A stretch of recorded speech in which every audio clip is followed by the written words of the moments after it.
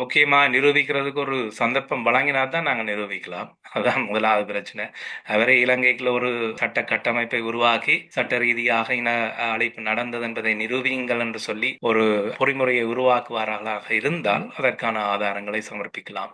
இருந்தாலும் அங்க சரியான நீதிபதிகளையும் அங்கு நியமிக்க வேண்டும். அதற்கான முயற்சிகள் தான் 2015, 16 நடந்தது. அது தோல்வியுற்றது நாங்கள் அறிந்த வரலாறு.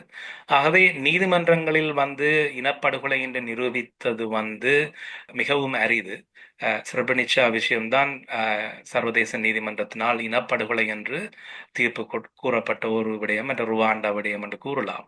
ஆகவே ஆனால் ஒரு நீதிமன்றம் தீர்ப்பை வழங்காத இடத்தில் ஒரு இனப்படுகொலை என்று ஒரு சமர்ப்பணத்தை செய்வது எந்த அரசியல் ரீதியாகவோ எந்த விடயத்திலேயோ தப்பு கிடையாது. ஆகவே சர்வதேச நீதிமன்றம் நிரூபித்தால்தான் தான் அதை இனப்படுகொலை என்று ஏற்றுக்கொள்வேன் என்பது ஒரு மடமைத்தனமான ஒரு கருத்து என்று தான் பார்க்கின்றேன். அதை தவிர நீங்கள் குறிப்பிட்ட அந்த அவருடைய அந்த ஸ்டேட்மெண்ட் முழுமையாக ஏற்கனவே நாங்கள் கடந்த காலத்தில் பல சிங்கள அரசியல்வாதிகளிடமிருந்து கேட்ட அதே ஸ்டேட்மெண்ட்டை தான் அவர் திருப்பியும் கூறுகின்றார்.